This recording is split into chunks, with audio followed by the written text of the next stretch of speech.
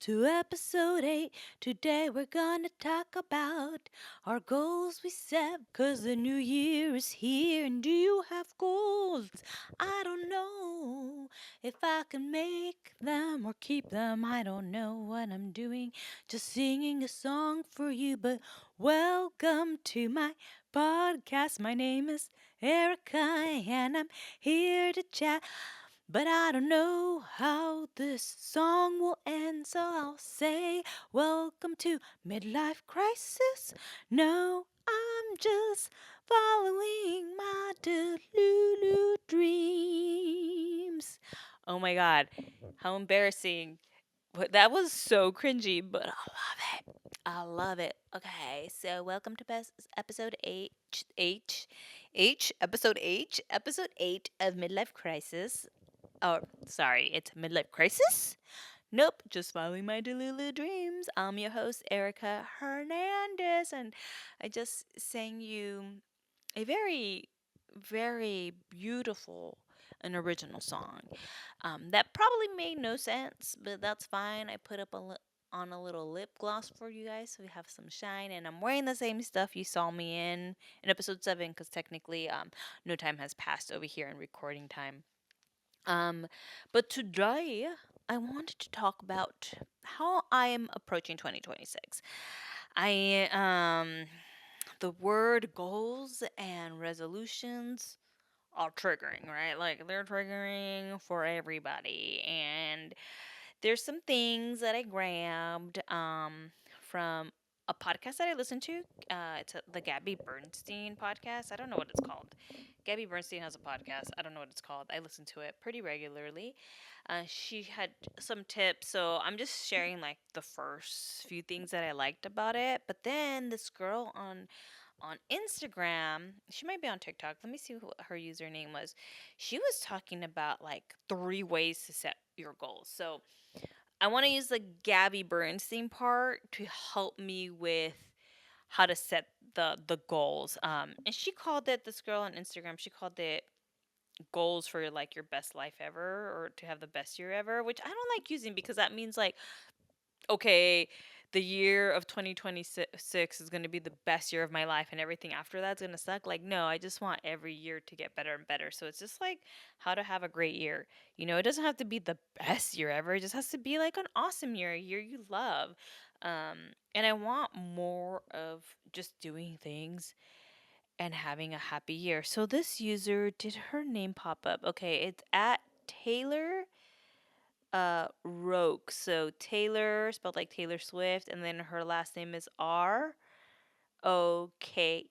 She posted this. It came in on my feed on December 27th, 2025. I don't know if that's when she posted it. That's just like when I saved it onto my phone. So let's start off with the Gabby Bernstein part of this podcast. So one of the things she mentioned, which rings so true to me, is that resolutions usually fail because they come from a place of ego.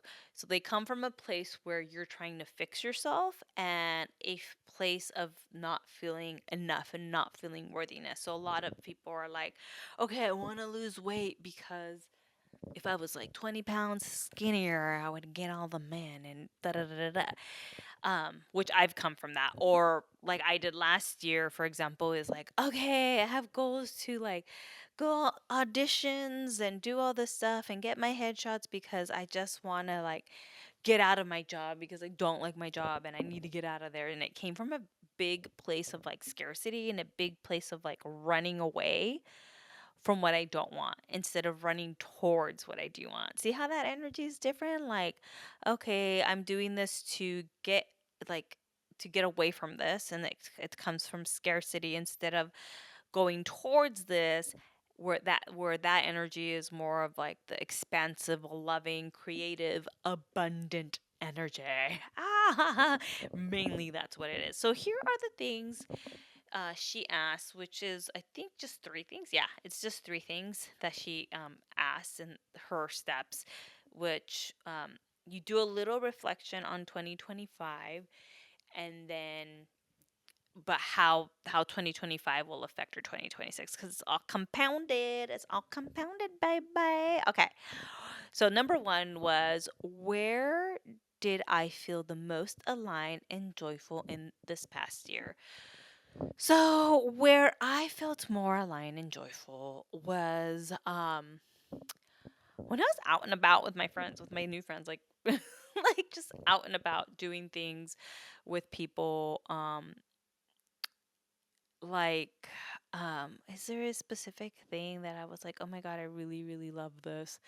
Um this one's gonna surprise this is surprising me, but I think one of the moments I felt really joyful recently has been working catering shifts.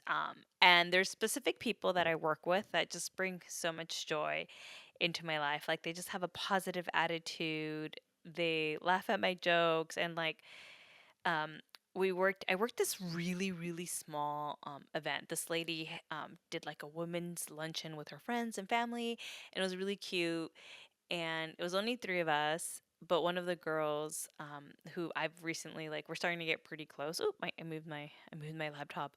We're starting to get really close, but like not the workers, the guests there were like, "Wow, it looks like you guys really like each other and are friends." And we're like, "Yeah, no, we really like each other's company." And me and that girl, like every time we talk, it's just pure joy. Like she likes being around me, I like being around her. And there's other people that I'm starting to form friendships with in catering that I really, really like. And it's just a really fun environment. I always tell people that like I just like, yeah, I work catering because it's nice to have the extra money. I'm paying off some credit card debt, but I really, really do love working it because it's like physical work, and it can be hard physical work, but it's like no mental work. It's just like fun, and then I meet people, and some people are in the industry, some are not, but I'm meeting friends that are in LA that are artists and have other aspirations. There's no one that's working catering, or mostly everyone that's working catering, no one really is like, I want to do this for life. Some people do. Some people do want to start their own company, which is cool. Um, but some people have other stuff going on as well. So I really, really like that. And plus, you're like at a party, everyone's having a good time. It's not like waiting tables at a restaurant. Not at all. Not at all. Pretty much, you're like, you're gonna make this much an hour. Like it's super relaxed. Some people get a little stressed out. Not me.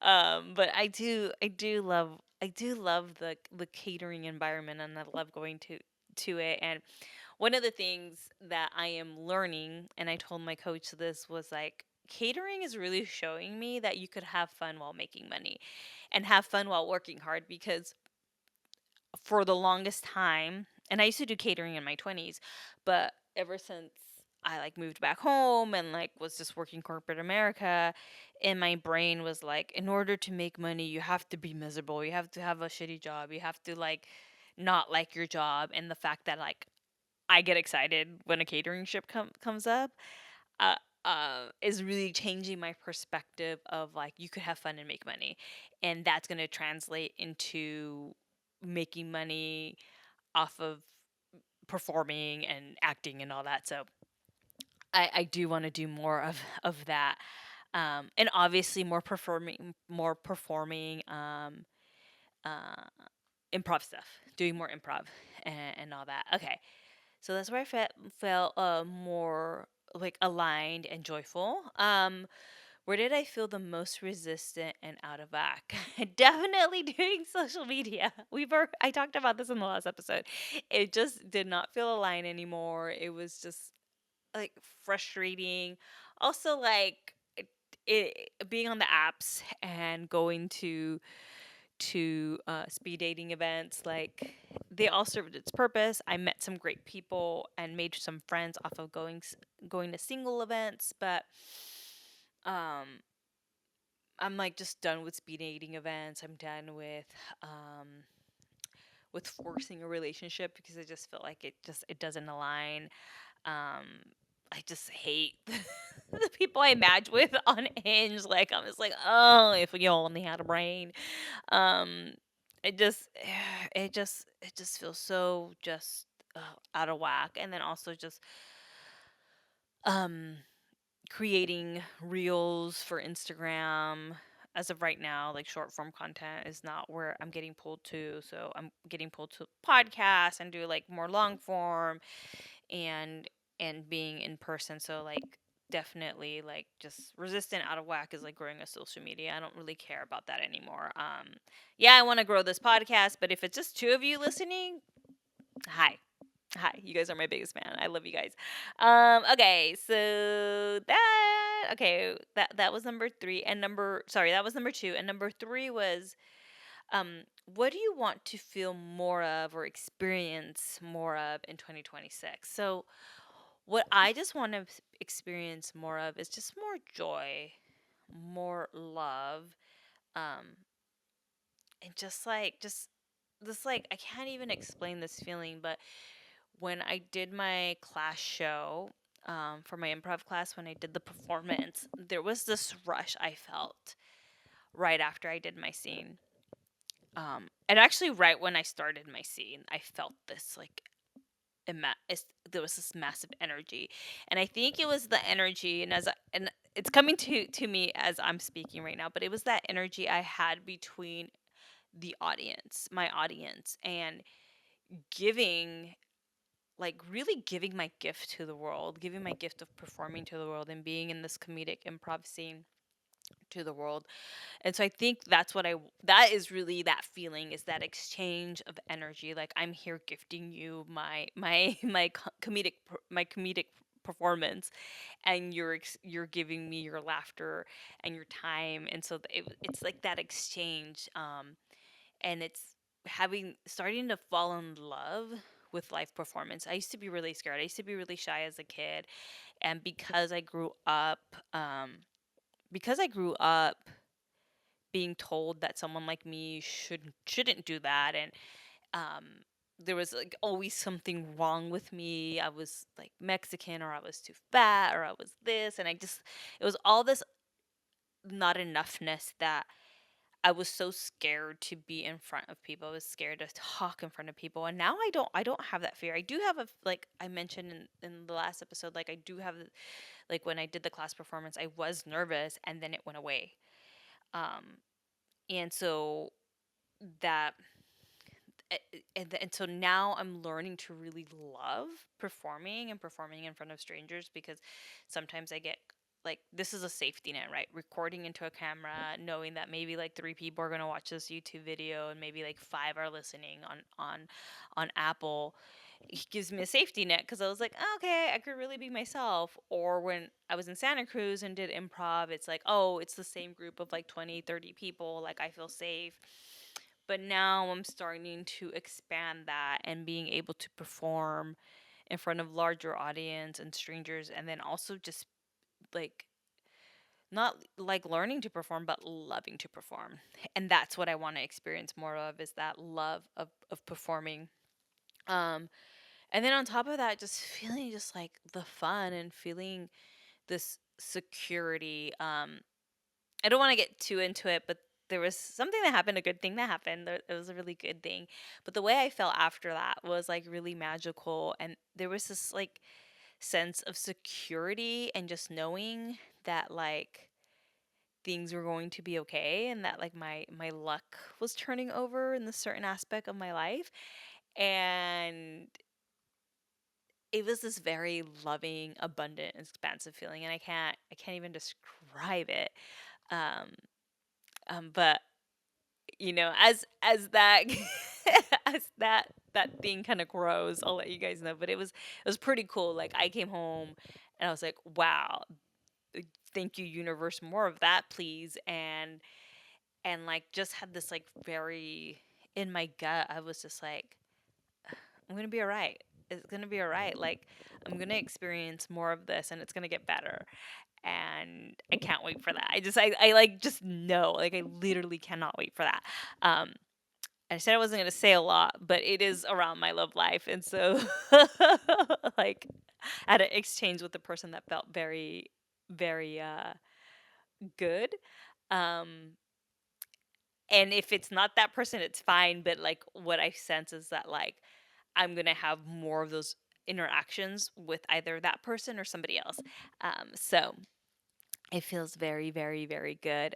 So that's what I want to experience more of. It's like that flirty energy, oh my god, guys, oh my god, this I'm just like I'm just having revelations after revelations because I talk about this with my coach all the time. My like career life and my performance life, my artistic life is like very much parallel or exactly the same as my love life.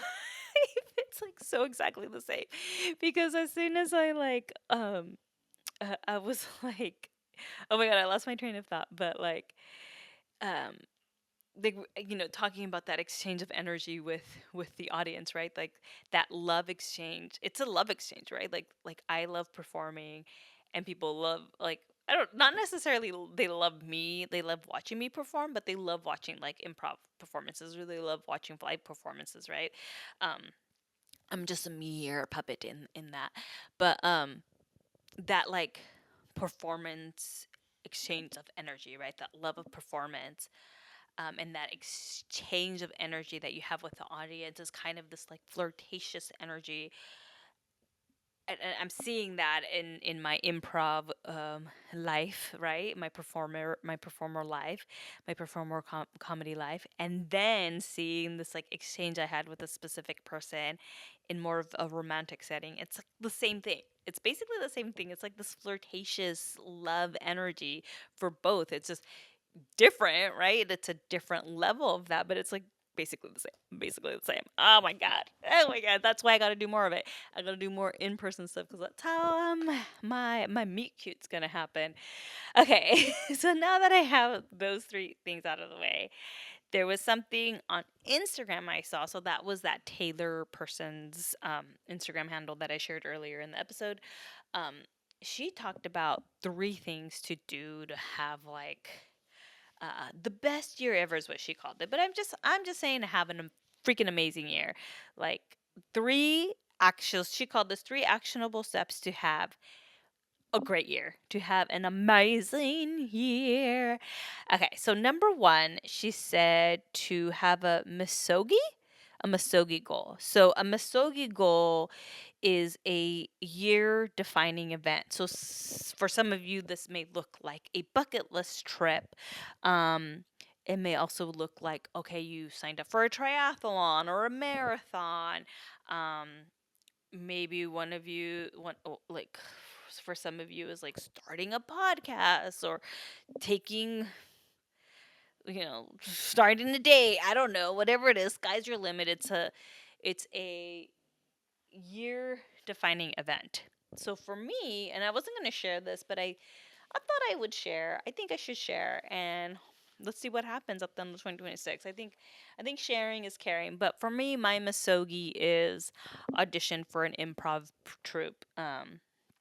Preferably at the UCB, but if it's somewhere else, like if another opportunity comes through and I like the energy of the troupe, audition for them too. But so definitely my goal is to audition. I know for UCB, I was looking at it recently. You have to be, I think you have to complete 301 and be enrolled in 401, not complete 401 though. But so it's a ways to go before I'm able to audition at least for a UCB. But if something comes up sooner and I could audition or be part of a troupe, I'm here for it. I'm here for it, man. Because let me tell you, when I went back home, I was only able to take one improv class, which I'm kind of sad about. But um, I performed with my friend Brian.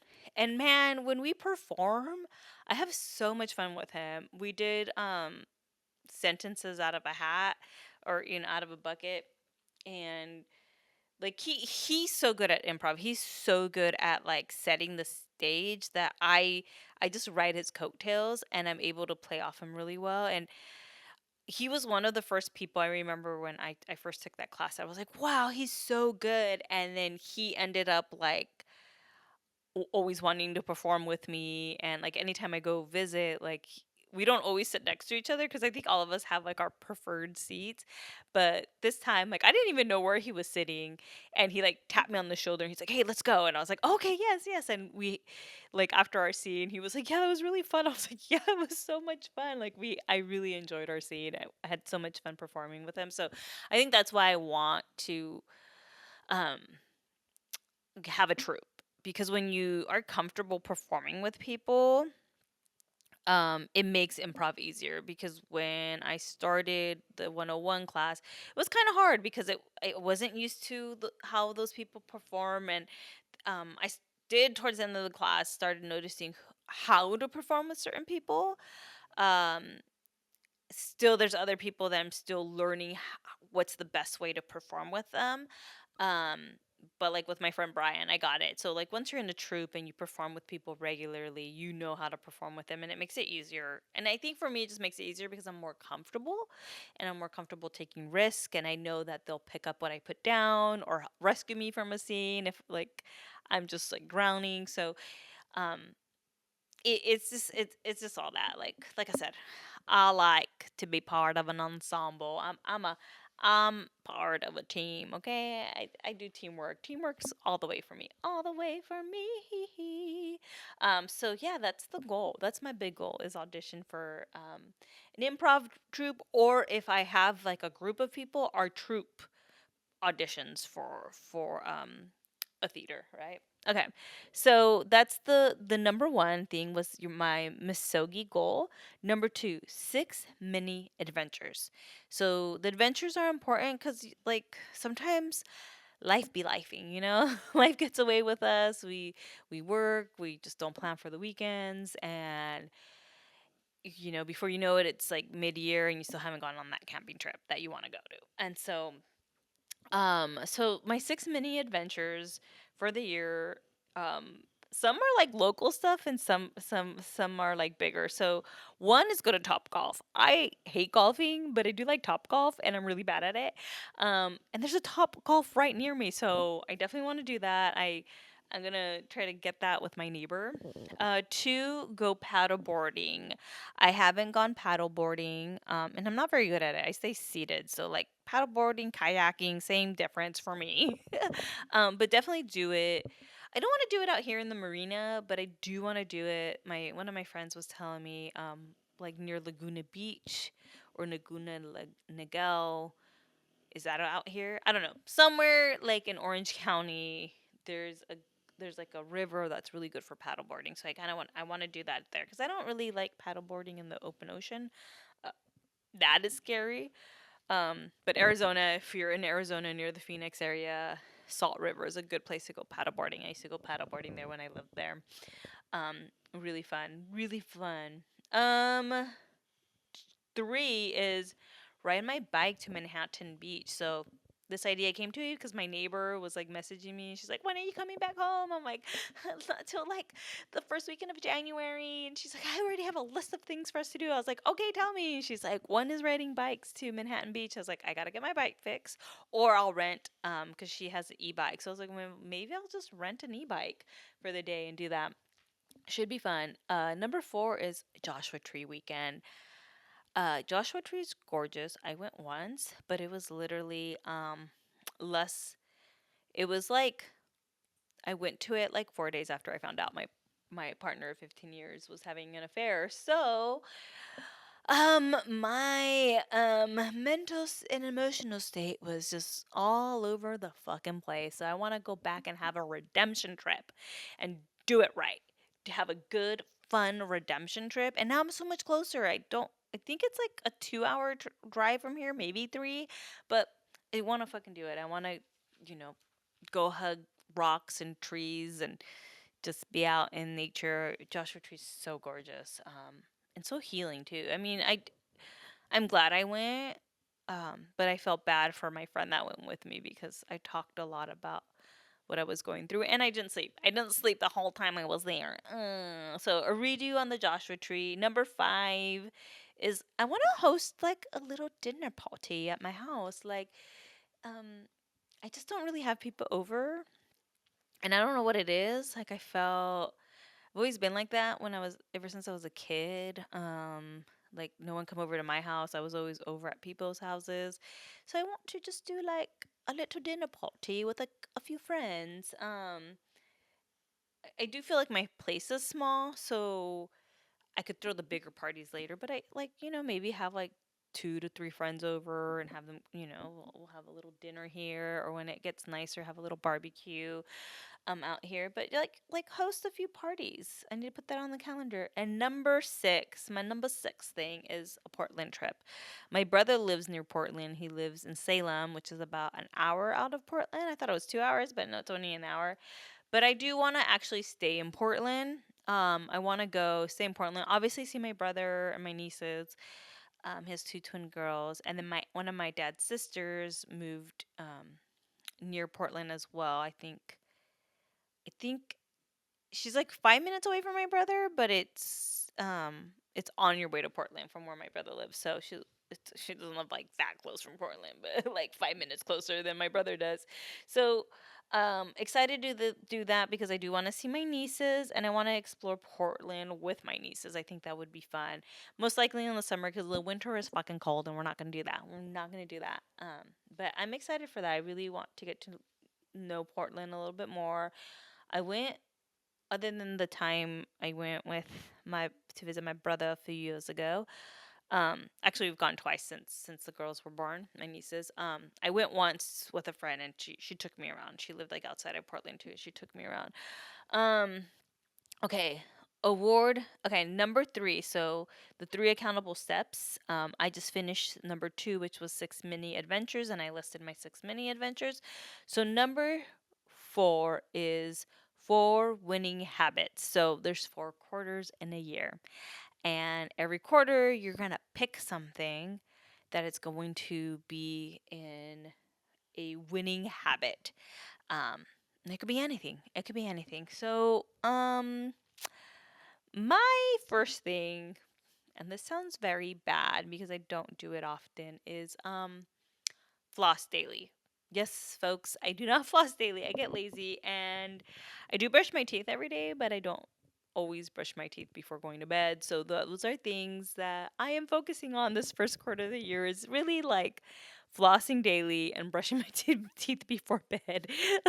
Like I just got to be better at that. I always brush my teeth in the morning, like for sure I always do that. But the flossing and the teeth brushing before the bed doesn't always happen. So that is my winning habit for the first quarter of the year is to be consistent with brushing and flossing my teeth right before bed because girl gets it gets missed over here in the Hernandez household, in the Erica Hernandez household.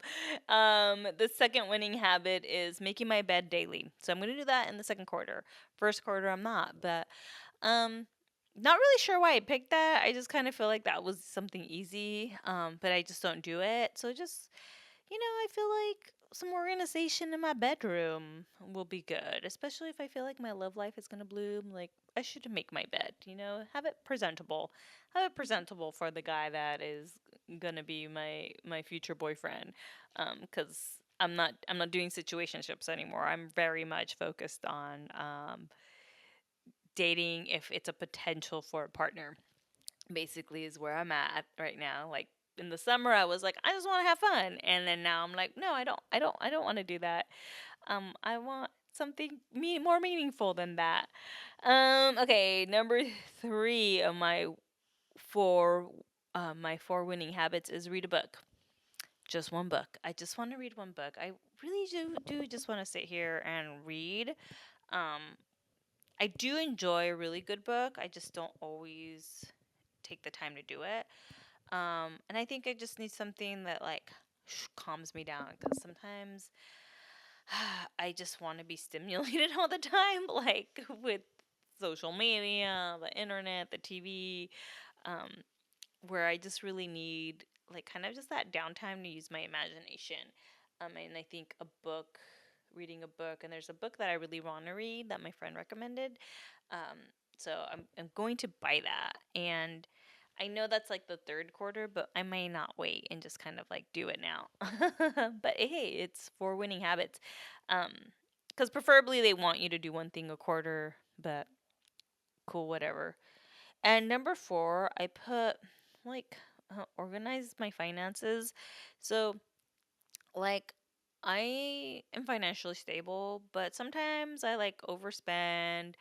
Um, and I have to like use more money for my savings, or I put a little too much on the credit card, which is not a bad thing. It's not a bad thing. Like if you have debt and you paid things for later for whatever reasons, it's not a bad thing. But I just want to be more in a space where I have to worry less about what I'm spending, because I just have the money there to protect for protection. But on top of that is like I do want to, as I'm transitioning out of like corporate America into more creative stuff, I know that more that like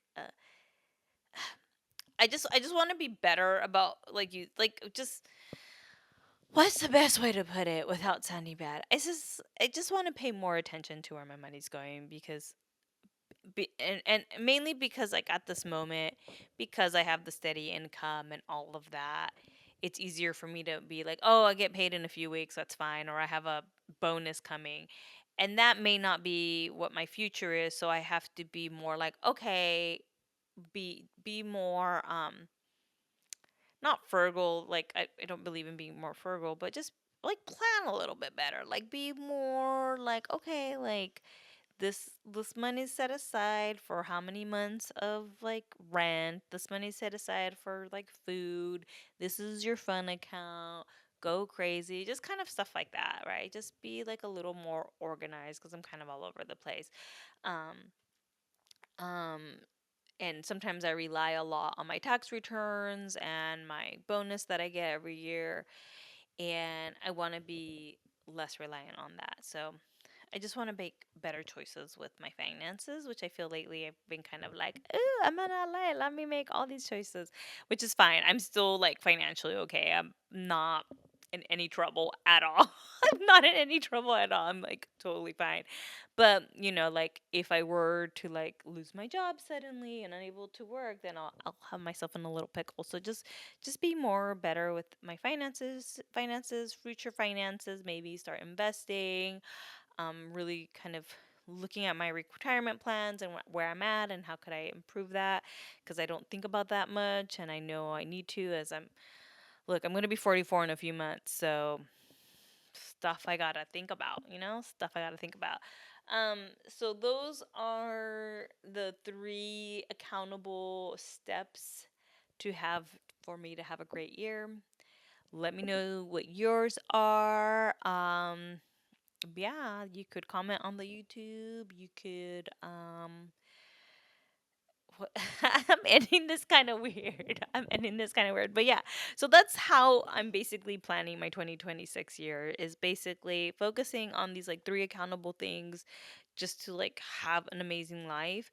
Um and then also focusing on the joy, focusing on this bringing more of that flirty energy and this love energy that I have with performance in the audience, have with certain people that I've met recently, and just have more fun is basic what it is. Like more fun, really enjoy LA. And that's like mainly like what it is. It's just like have fucking fun. Have fucking fun, have a great life. And that's it. That's really like what 2026 has in store for me. And I just want to end this podcast, like honestly, like just saying how much I fucking love my life so much. There's so much good things. There's still some things that I rather not have in my life, but overall, like 2025 was the year that I really started to rebuild my life. And I should have said this in the last episode because we talked more about 2025, but 2024 was the year I moved from Arizona to LA. And so I was still transitioning from that move. And 2025 really forced me to like look at where my life was at and where I wanted to go, and really start cultivating the community and the group of friends that were aligned to me. And I met some really great people that I see on a regular basis. My neighbor is an example. Like we're really good friends, and yesterday we like took a long walk. We had lunch, and it was like really great. It's like, and it's great to have like people that are local to me and so close to me, because I do have my college friend group that lives out here in Southern California, but they live like an hour's drive, right? And they're married and I don't see them that often. So it was really important for me to like find a different set of friends because my other friends that are married and live far, we're not into the same things anymore and we don't have the same schedule. I keep hitting my table, sorry. But, we just live very different lives and I still love them deeply, but we're just not in the same place in life and instead of being here all lonely and being like, "Oh, I hate my life. I don't know anybody or I don't have I don't do fun things." It's really like cultivating things and meeting people that are more like living a similar life that I am. Um, and I still have my friends. I still love them, right? But really having bringing people into my life that are more aligned with what I am, but and that I need. I need that in my life because I live alone and I work from home, and so I really need that social interaction to keep me going and keep me alive. Um, so yeah, 2025 was just a year of rebuilding and building my community and really settling into LA life, and really realizing what was important to me and what and letting go of what I had thought was important to me or was important to me in a different life. For example, social media. So when 2013, when I started doing Beachbody and then started podcasting, and when I was in Arizona, like social media was what I needed at the moment to like release my creativity. But now that I'm in LA, where this is where like entertainment industry's at, it's calling for something more, something outside of where outside of social media where I could do anywhere. I'm in LA for a reason, and my reason is, to meet great people, but also work in entertainment. However that's gonna look. So I'll keep you guys posted on my future, right? Like that's what the podcast for. I don't know what the next episode's gonna be about, but I'm sure it'll come to me eventually. Let me know how you are approaching 2026. Do you have resolutions? Do you have goals? Are you gonna take into account how I'm working on the goals based on Gabby Bernstein and Taylor, I forgot her last name, Rokes, how they're approaching their goals? Are you gonna, yeah, like I'm really interested. Let's have this conversation. I really know how you guys are approaching 2026 and what you guys want to do more of. What are things you are doing to have the best life ever, great year.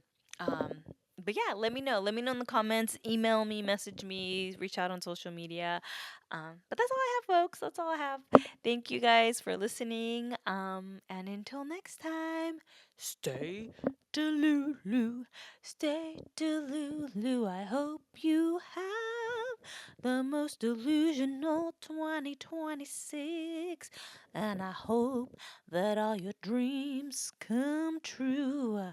Because I love you and you deserve it, and I hope 2026 is good to you too. Auga.